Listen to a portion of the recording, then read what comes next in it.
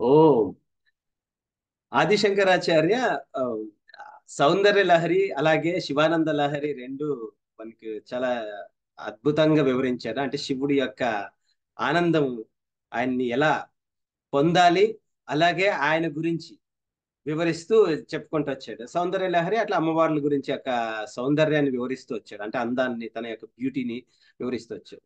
ఇందులో మనము ఆ శివానంద లహరిలో ఒకటి సంసారులకు ఏ విధంగా ఆయన్ని దూరం చేస్తుంది, ఈ సంసారంలోని భవబంధాల్లో ఉన్నవాడు ఏ విధంగా దూరం అవుతాడు అనేది మనకు ఆ, ఆయన వివరిస్తూ చెప్పాడు.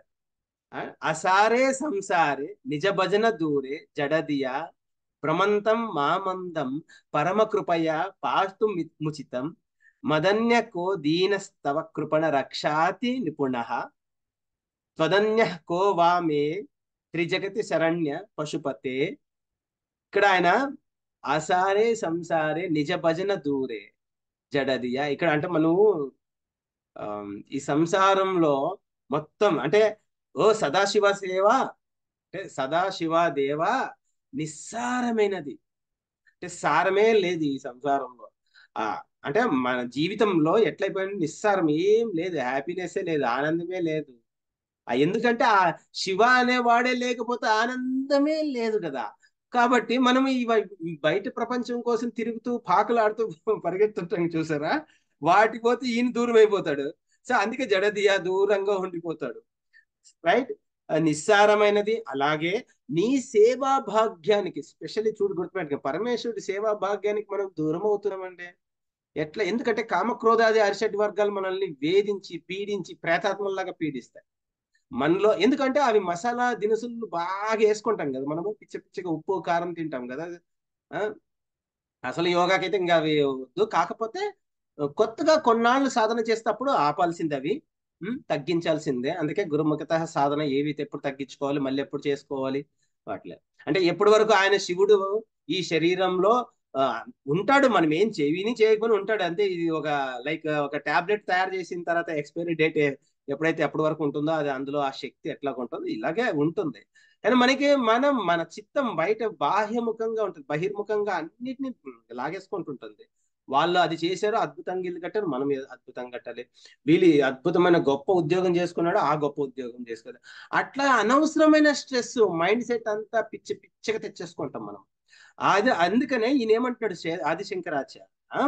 ఓ సదాశివ దేవ, నిస్సారమైనది నీ సేవా భాగ్యానికి, అంటే సర్వీస్ ఓరియంటెడ్, అంటే ప్రేమ ఉండాలి, ఆ ప్రేమే లేదు, లేకుండా పోతుంది, స్వార్థపూర్తయిన చింతనలు వస్తాయి. నిస్సారమైనది నీ సేవా భాగ్యానికి బహుదూరంగా ఉంచేది అయిన ఈ సంసారంలో, బహుదూరంగా ఉంచేది అయినటువంటి ఈ సంసార సాగరంలో అజ్ఞానం వల్లనే పరిభ్రమిస్తూ, అనంటే అజ్ఞానం అంటే ఏమి, ఏది నాలెడ్జ్, ఏది గొప్పది, ఏది మంచిది, ఏది చెడ్డ ఆ, అనేది ఏది తెలియకుండా అజ్ఞానం వల్లనే పరిభ్రమిస్తూ అంధుడనై ఉన్నాను, బాగా గుడ్డోడినైపోయి ఉన్నాను అని. అంటే భ్రమంతం మామందం పరమ కృపయా పాతుముచితం. అంటే మమందం అంటే మనకి మందగతిగా అంటే ఏం లేదు, గుడ్డోడు బ్లైండ్, అసలు పిచ్చోడ్లాగా తిరుగుతున్నాడు. బ్లైండ్ ఉన్నవాడు ఏం చేస్తాడు, ఏం కనపడదు, వాడు ఊరికే వెళ్తుంటాడు, చెక్ చేసుకుంటే అక్కడెక్కడ వాడు దారి అవుతుంది, ఈ చుట్టుపక్కల ఏముంది అవసరం ఎట్లయితే లేదో. మనం ఈ కళ్ళు ఆ, ఇంద్రియాలు కలిగి ఉండడం చేత పరమేశ్వరుడు లోపల ఉన్న వాడిని పట్టించుకోకుండా ఆ ఆయన పాద చరణాలని మనము సేవించకుండా ఉండడం చేత మనకు ఆనందం లోపిస్తుంది. ఈ ఐదు సెన్సెస్, జ్ఞానే కర్మేంద్రియాలు, ఇవన్నీ మనని దూరం చేసేస్తాయి. సో అవి దారి తప్పిస్తాయి. అందుకనే ఈ దారి తప్పించడం వల్ల మనం పిచ్చి పిచ్చిగా తిరుగుతున్నాము అనేది ఈయన భావన, ఆదిశంకరాచార్య చెప్తుంది. అలాగే ఆ, అజ్ఞానం వల్లనే పరిభ్రమిస్తూ అందుడై ఉన్నాను, అట్టి నన్ను నువ్వు సంరక్షించడము దాగాక. ఎట్లా? నువ్వే అట్టి నన్ను నువ్వే సంరక్షించదవు గాక. నీ దృష్టిలో నాకంటే దీనుడైన వాడు ఎవడైనా ఉన్నాడా అని అడుగుతున్నాడు. అది కూడా ఇట్లా ప్రశ్నిస్తున్నాడు. నీ దృష్టిలో నాకంటే ఎవడైనా ఉన్నాడా దీనంగా? నిజమే కదండి. అలా భక్తి ఉన్నప్పుడు ఆయన నాకంటే దీనుడు ఇవన్నీ ఎంత భక్తి కలిగితే ఇదంతా వ్యర్థం అనిపిస్తుంది, ఇదంతా అజ్ఞానం సంబంధించింది. అప్పుడు నీకంటే అరే బాయ్ ఎంత పిచ్చోడరా నేను, నాకంటే ఎవడ పిచ్చోడు ఉన్నాడా, ప్లీజ్ తీసుకెళ్ళిపో స్వామి నీ దగ్గరికి అలాగే ఇంకొక లైన్ లో అంటున్నాడు, జగత్రయంలో నీకన్నా మిన్న అయిన సంరక్షకుడు. జగత్రయంలో అంటే మూడు లోకాల్లో నీకన్నా మిన్న అయిన సంరక్షకుడు ఎవడైనా ఉన్నాడా? చెప్పండి. ఎవ్వరు లేరు, మరెవరు లేరు స్వామి.